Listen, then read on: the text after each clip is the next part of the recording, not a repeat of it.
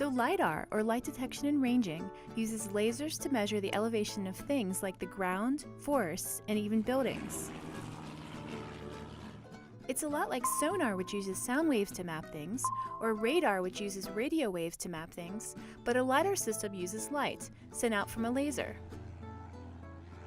But aren't lasers used for stuff like, I don't know, scanning barcodes, making your favorite band look awesome, removing hair? Ew. Seriously, how does a LiDAR system use lasers to measure stuff? Now, just for the record, there are different ways to collect LiDAR data. From the ground, from an airplane, or even from space.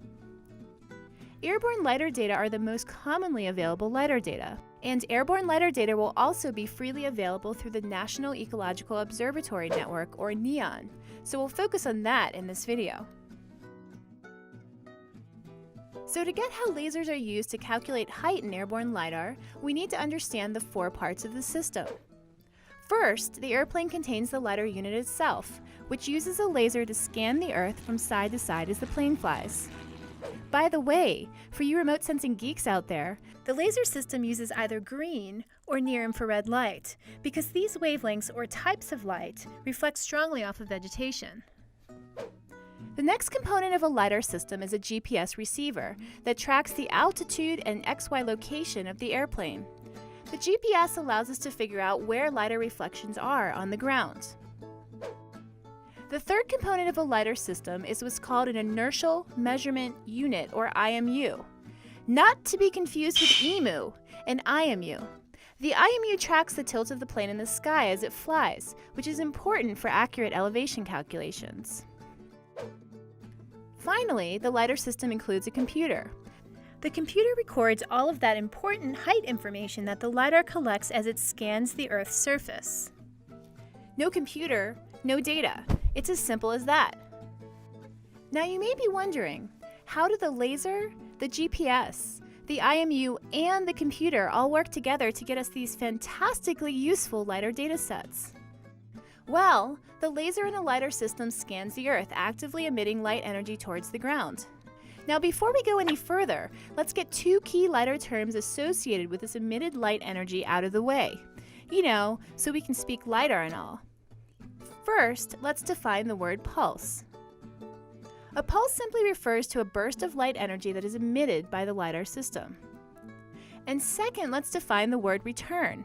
Return refers to reflected light energy that has been recorded by the LiDAR sensor. So pulses of light energy travel to the ground and return back to the LiDAR sensor. Now we're speaking LiDAR. Now all of this pulse and return business is great, but speaking the language doesn't give us height. To get height, the LiDAR system records the time that it takes for the light energy to travel to the ground and back. The system then uses the speed of light to calculate the distance between the top of that object and the plane. So let's break down what this distance calculation looks like. You take travel time, multiplied by the speed of light, divided by 2 since the light traveled to the ground and back. This calculation gives us how far the light actually traveled to the ground. So using this math, we know the distance between the plane and the ground. But we're not done just yet. How do we figure out the actual elevation of the ground? To figure out ground elevation, we take the plane's altitude, calculated using that GPS receiver. And then we subtract the distance that the light traveled to the ground. And that covers the basics of how a LiDAR system uses lasers to measure height. So now we've got the basics down, but there are 2 more things that a LiDAR system has to consider when calculating height. First, the plane rocks a bit in the sky as it flies due to turbulence in the air. These movements are recorded by the Inertial Measurement Unit, or IMU. No, not EMU, IMU, so that they can be accounted for when height values are calculated for each LiDAR return. And also, an airborne system scans the Earth from side to side to cover a larger area on the ground when flying. So while some light pulses travel vertically from the plane to the ground, or directly at nadir if we're still talking LiDAR lingo here, most pulses leave the plane at an angle or off nadir. So the system also needs to account for pulse angle when it calculates elevation. So let's put this all together one last time. The LiDAR system emits pulses of light energy towards the ground using a laser. It then records the time it takes for the pulse to travel to the ground and return back to the sensor.